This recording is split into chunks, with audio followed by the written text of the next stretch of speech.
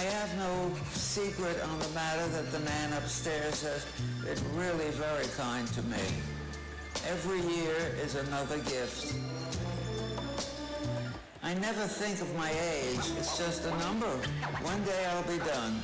And if you're thinking of what I'll do with everything I own, I'm going to leave it all to you. To the critics, I leave you my sense of humor. To the photographers, I give you my lights. To the painters, I give you my colors. And to the young, I give you my inner strength. Never, never stop being authentic. You're not risky, you're not living. And please, be true to yourself. You say, let it free, from this pain of my heart, can't let it be. Well, good afternoon, everyone. I'm Tugce Aksoy, Global Brand Director of Magnum Ice Cream, and this incredible woman that you have seen on the screen is Iris Apfel. Iris passed away at the age of 102 this year, and she lived a life fully lived. She left a lot of wisdom to the world and lots of quotes, and this is one of my favorite ones, which is when you don't dress like everybody else, you don't have to think like everybody else. So she was a pioneer, and she changed fashion to attitudes. She changed the being cool from looking like everyone else to actually looking like yourself and being different. But the funny thing is, actually, she wasn't born like a fashion designer. She became one at the age of 18. If you don't know Iris, which is totally okay because she's not like a mass mainstream household name, but she was a business woman and an interior designer. She actually renovated White House 9 times during her life. She had a business with her husband. They were really great partners. They traveled the world. During the World War II, when there was not access to different fabrics and textures, she made them available. She also made her own creations. And during that life, she also was a bit of a rebel. So when it comes to fashion, it was her attitude. So she was one of the first women to wear jeans. That's what she told me. I hope it's true. And she said that actually she was going to the shop which sells the jeans, and they were telling her, well, these are just for male construction workers. You cannot wear it. And she was like, I'm just going to wear it. And she was quite proud of it. She was also one of the first women to have a Barbie made after her as well. And she was truly becoming a fashion icon at the age of 18. So when the world discovered her, actually, it was for the Metropolitan Art Museum, where she had an exhibition of her fashion collection, and it was called Rara Avis, which is the rare bird. And she was a rare bird which became famous at the age of 18.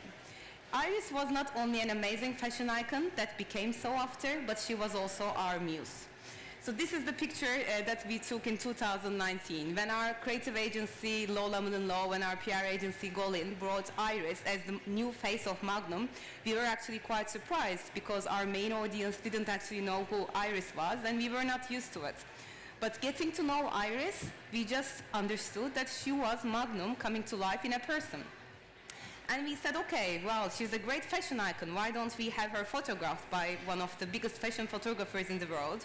This is Mert Alaşir, Mert and Marcus, who are the photographers of like big names like Madonna, Rihanna, etc. They actually photographed Iris. They loved it, Iris loved it. But when we were doing our regular campaign, we also noticed something else. She had so much to say to the world. She had a lot of wisdom and she had a story to tell. So it was impossible to cast her in a film that we have written.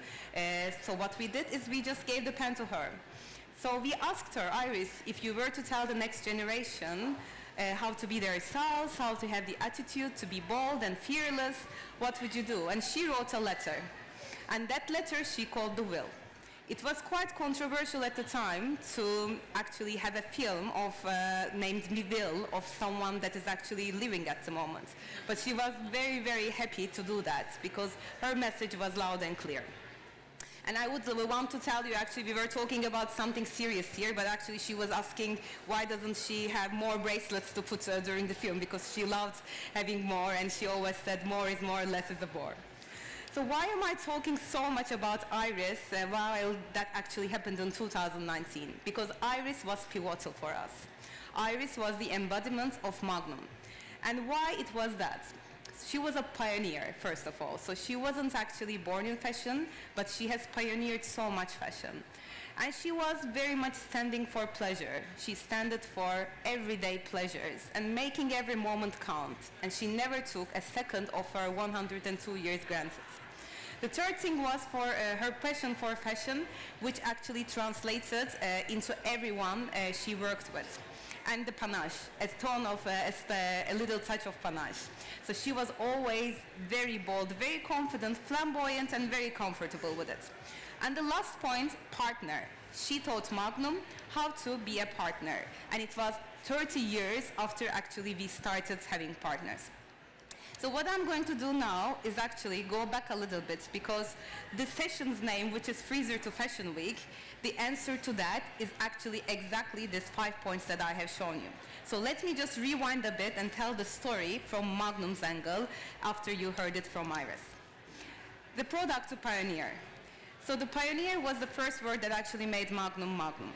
So when Magnum was started in 1989, which happens to be my birthday as well, there was actually no adult ice cream in the world. So when you thought about handheld ice cream, it was very much the kiddie popsicles. So what Magnum did was actually redefining what ice cream was. So it was all about luxury, creating desirability through every detail. From the engraved stick, to the vanilla, the Madagascar vanilla, to the thick chocolates, balanced with the perfect ice cream, the crack. I hope that you recognize this sound every time you crack a Magnum, it's there. And all of that coming in together where art meets with science. And this is very important because there is a lot of artistry in Magnum, but also there is a lot of science in looking at new trends, new ingredients, how to reduce sugar, how to actually make the chocolates better, but at the same time working with chefs and being very, very bold in pioneering that as well. So, launching the first pink chocolates. Does anyone need it? Is there a market for it? No, but we try to do it. Or like having that double-dipped Magnum, is there a market for it? Does any consumer really want it? No, but we still try to do it. So that's something of a resemblance between Iris and Magnum in terms of pioneering and trying to make the market. The second thing was having pleasure at the heart. And it was not only stopping with pleasure in the product, but pleasure as a lifestyle, pleasure in storytelling. And I think the best way to show you that is showing the films rather than me talking.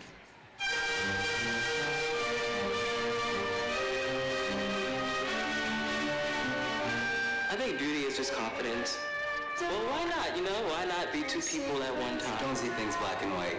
I see things on a spectrum. I didn't like the world as it was, so I created my own. Have no fear. You're not risking. You're not living.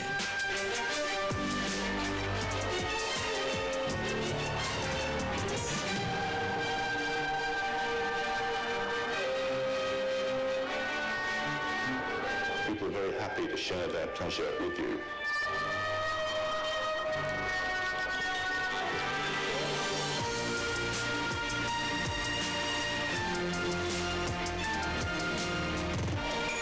This collaboration between Magnum and myself is all about pleasure.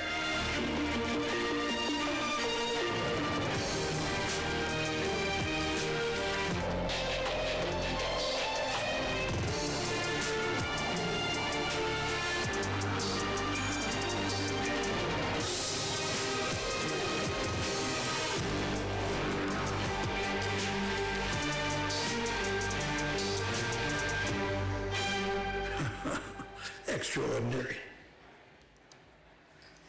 So as you can see, the tagline changed throughout the time, but the communication idea, true to pleasure, always stayed the same, and also the brand having pleasure at the heart stayed the same as well. The third thing was passion for fashion. So it was 1994 actually, when Magnum was 5 years old, the first fashion partnership happened. So it was the Vivienne Westwood catwalk where Kate Moss was walking together with lots of other incredible strong women. And Vivienne Westwood described it as representing a mythology of restriction and encumbrance in women's and an equally dubious mythology of liberation. Let me just show you.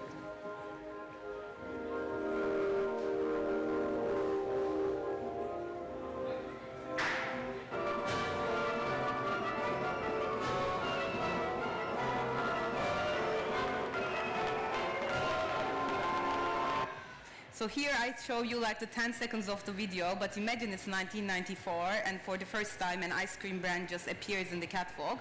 It was actually quite interesting at that time. But I think what was more interesting is actually it kept continuing. And it became an expression of true pleasure as well. So at the time, we've done partnerships with Dolce Gabbana and Moschino, and using it as a base started to pull more and more talents, because the more we work with the fashion designers, the more the others also felt comfortable partnering with us and giving us the space as a partner as well. So we have worked with like Tom Holland, Karl Lagerfeld, Moschino, Bella Hadid and Alexander Wang. And also as the fashion evolved, we evolved as well. So we brought sustainability in fashion, did the first haute couture Cacao dress together with Iris Apfel. This is from Paris Fashion Week last year. And also we started working with like more new generation of fashion designers as well that had a totally different definition of luxury. Like Tugce, who we have partnered this year, and we have been incredibly happy doing a collection of bracelets and necklaces as well. And they have now done a big partnership with Zara, so they're also available all around the world as well.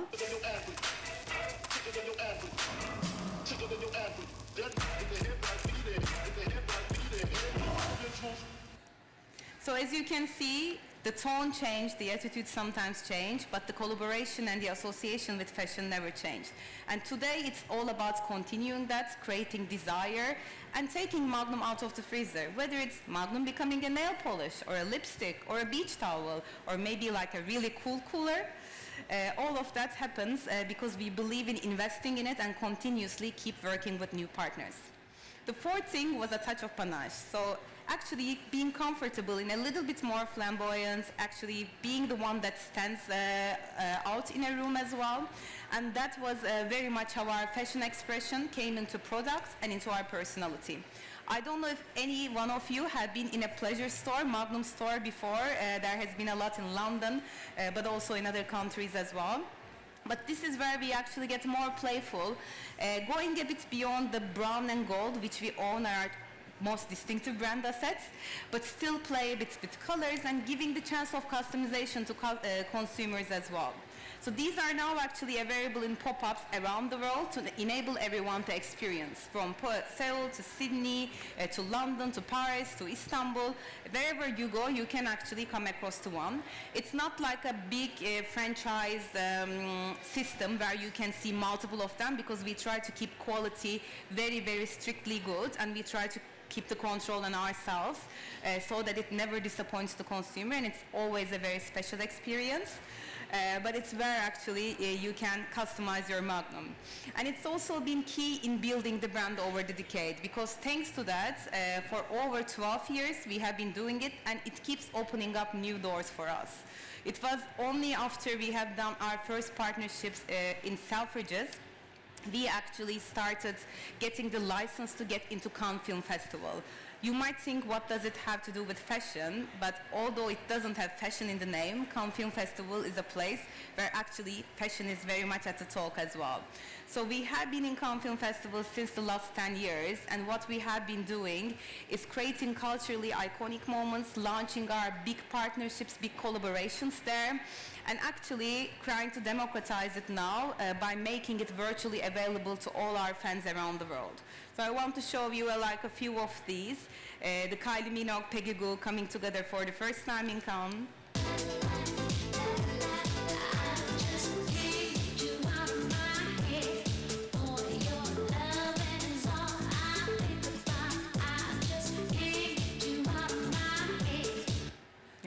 So this was a moment that their fans really loved, and they loved being with each other as well. And as you can see, they are both music icons. They are not fashion models or fashion designers, but the way that they appear, their attitude is the fashion that we call. The other one is actually from last year as well, Nicole Scherzinger doing her famous dipping bar moment, which became a viral TikTok video as well. And it was simply just her dipping her Magnum, but with her attitude and with her style, she was there and the fans loved it.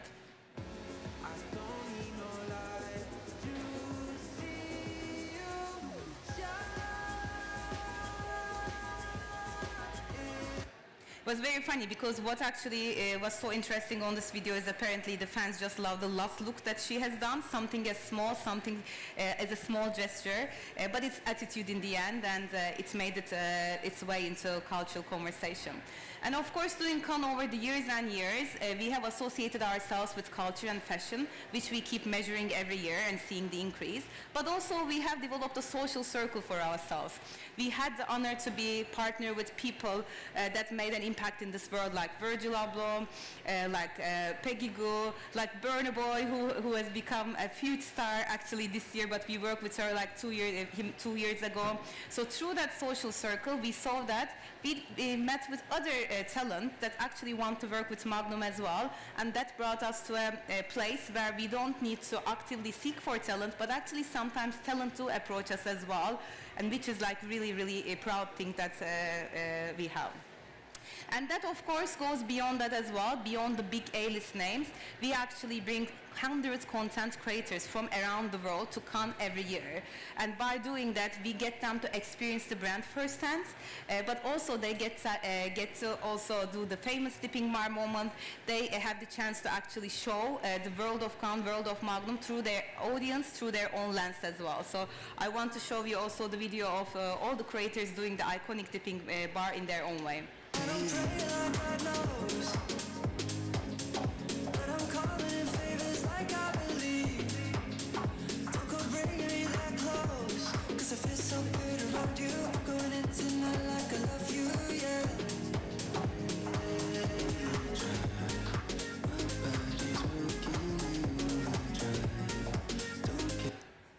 Yeah.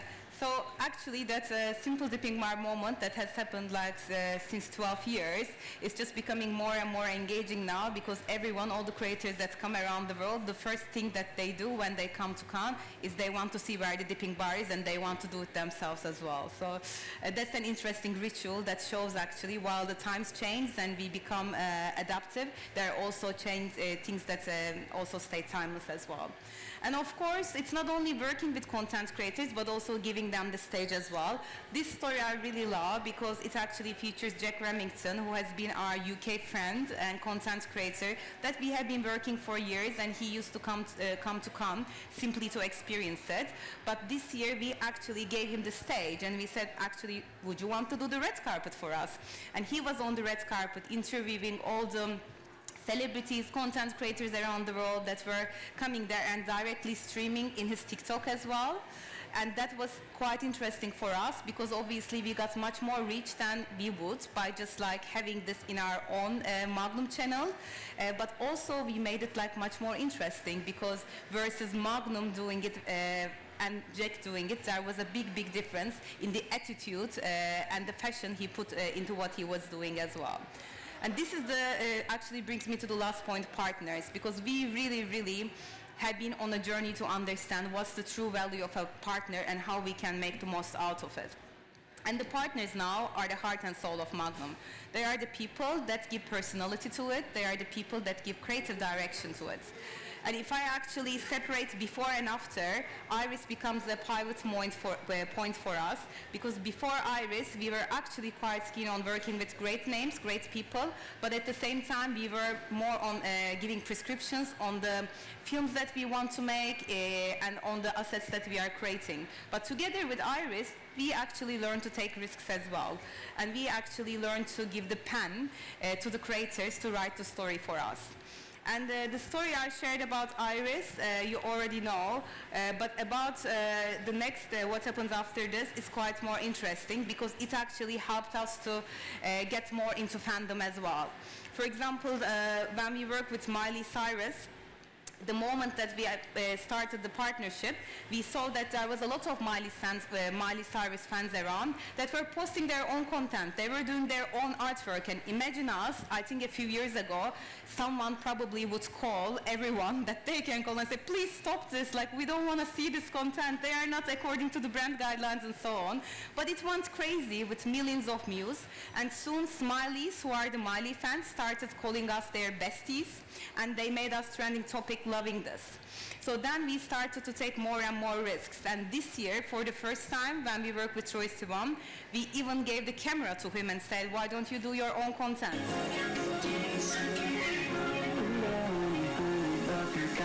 recipe.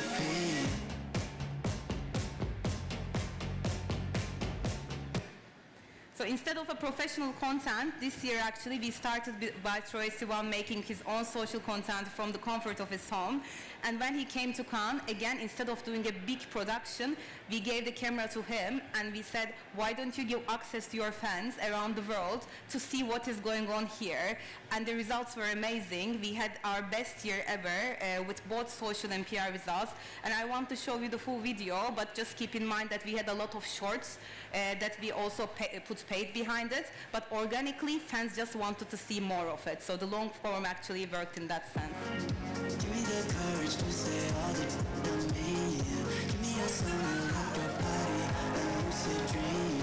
I don't know how we're gonna tell you what you really need. Give me that honey, honey love, you got the recipe. I see love in every space. I see sex in every city, every town. I wonder what us two could make, 'cause I feel so good around you. Can you imagine what we get up to? There's something different about tonight. I could speak or just let my body explain. We're getting close to satisfied, and I learned so much about you. Brilliant and that's something we got to, yeah.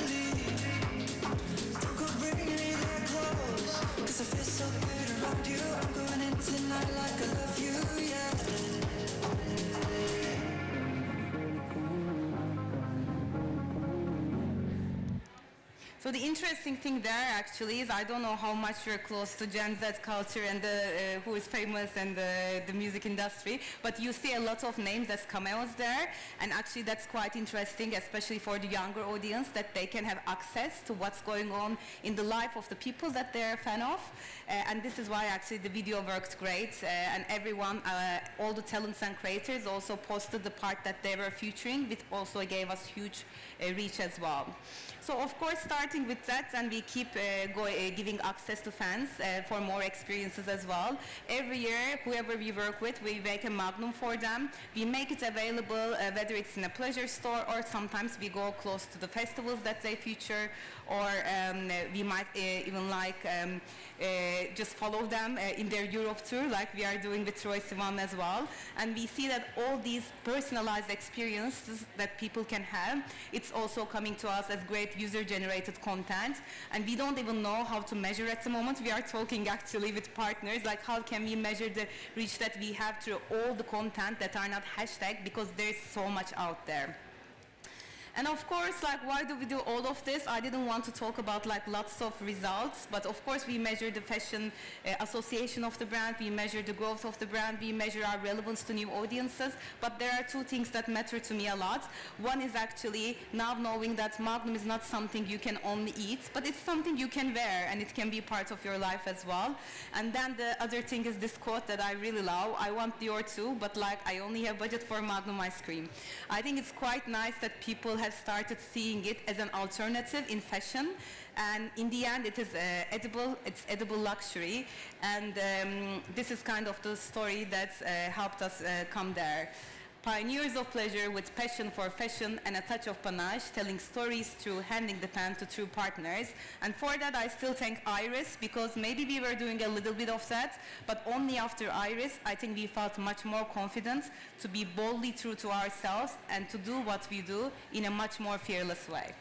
Thank you.